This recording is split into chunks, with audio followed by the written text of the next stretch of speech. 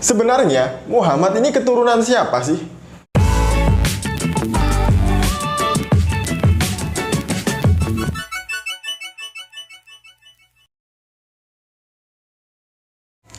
Shalom saudaraku, salam damai sejahtera di dalam kasih Kristus. Berjumpa lagi dengan saya, Didi Juli. Kita akan belajar berapologetika bersama-sama di channel ini.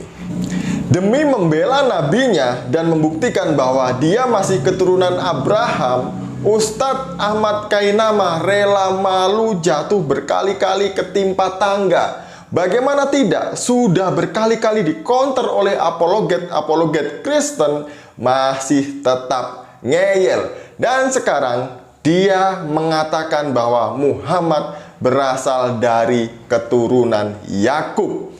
Benarkah demikian? Mari kita melihat video berikut ini.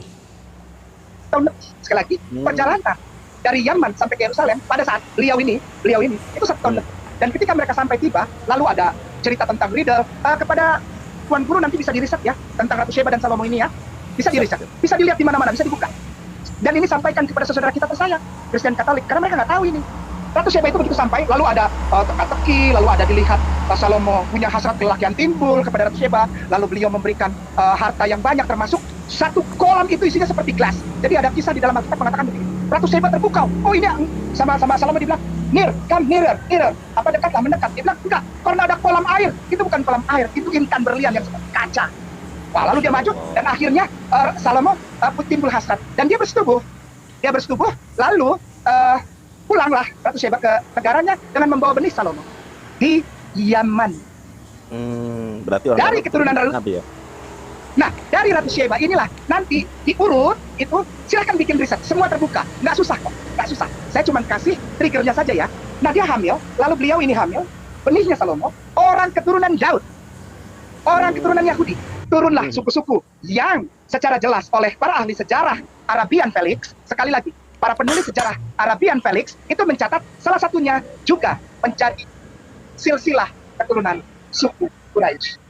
Masya Allah, jadi luar biasa ya. Ternyata kehadiran Ustadz Ahmad Kainama di dalam Islam itu banyak keuntungannya ya. Salah satunya adalah merusak tatanan para pendahulunya. Bagaimana tidak? Dari dulu orang Islam percaya bahwa Muhammad ini adalah keturunan Ismail. Kalau kita membaca buku Sirah Nabawiyah, di sana juga dituliskan bahwa Muhammad itu adalah keturunan dari Adnan, dan Adnan ini disinyalir keturunan dari Ismail yang adalah anak dari Abraham. Begitu kira-kira. Nah, tiba-tiba Ustadz Kainama ini waktu live dengan Nandar dan para mualaf itu ya, dia bilang bahwa suku Quraisy ternyata berasal dari keturunan Salomo, hasil dari hubungan dengan Ratu Sheba. Benarkah demikian? Yang saya heran itulah, Nandar itu ngangguk-ngangguk malah setuju. Aduh, kok bisa ya? Memang ini mereka ini. Benarkah Muhammad berasal dari keturunan Salomo yang adalah keturunan dari Yakub? Jadi gimana ya? Satu sisi Muhammad keturunan Ismail, satu sisi Muhammad keturunan Yakub. Sebenarnya Muhammad ini keturunan siapa sih? Kok aneh gitu loh mereka ini. Ada yang bilang inilah itu. Jadi nggak nyambung mereka itu. Nah, kalau kita melihat buku ini, membaca buku Sirah Nabawiyah yang ini, saya yakin Sirah Nabawiyah tulisan siapapun akan mengatakan hal yang sama. Di sini juga dikatakan bahwa Muhammad itu keturunan dari suku Quraisy, yaitu dari garis Adnan, dan Adnan ini adalah keturunan dari Ismail. Saya membaca di halaman 11. Demikian. Pada masyarakat Arab, nasab merupakan sesuatu yang sangat penting. Pohon nasab Nabi SAW tercatat dengan baik. Beliau terlahir dari keluarga yang nasabnya terhubung dengan Nabi Ibrahim melalui Nabi Ismail.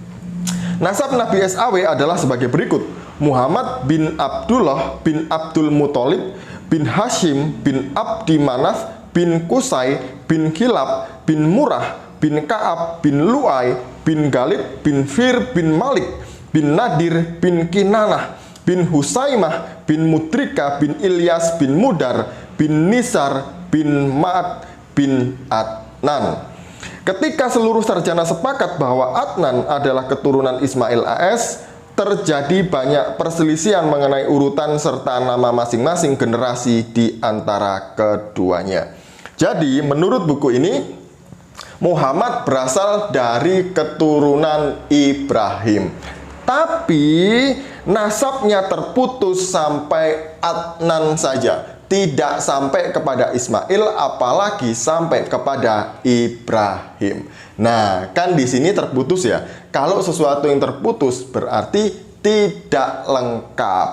Nah, kalau kita melihat di sini, dari keturunan yang tidak lengkap inilah mungkin loh ya, mungkin Ustadz Ahmad Kainama berusaha untuk mencari-cari, mengais-ngais sisa-sisa itu di dalam Alkitab. Kalau kita melihat di dalam Kejadian pasal 25 ayat 12 dan sampai 18, di situ jelas mengenai keturunan Ismail. Mari kita membacanya. Inilah keturunan Ismail anak Abraham yang telah dilahirkan baginya oleh Hagar, perempuan Mesir, hamba Sarah itu. Inilah nama anak-anak Ismail, disebutkan menurut urutan lahirnya. Nebayot, anak sulung Ismail, selanjutnya Kedar, Adbil, Mitsam, Mishma, Duma, Masa, Hadad, Tema, Yetur, Nafis, dan Ketma. Itulah anak-anak Ismail dan itulah nama-nama mereka menurut kampung mereka dan menurut perkemahan mereka, 12 orang raja, masing-masing dengan sukunya. Nah, pertanyaan saya, Adnan ini keturunan dari anak Ismail yang mana? Karena hanya sampai terputus di sini. Kalau saya melihat apa yang disampaikan oleh Ustadz Kainama tadi itu, yang kemudian nandar iya itu lucu.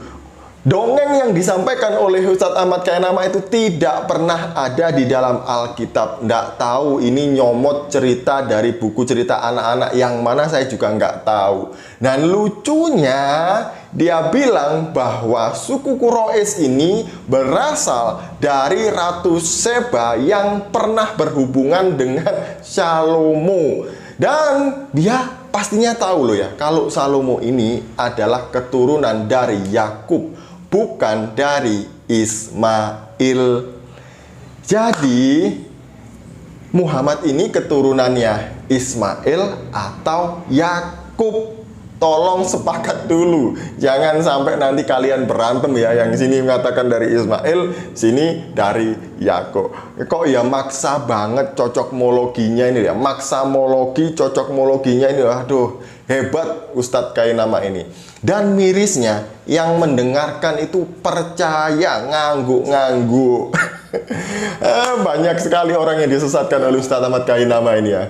Sekian dari saya, semoga ini memberkati dan mencerdaskan kita. Shalom, salam waras, Tuhan Yesus memberkati.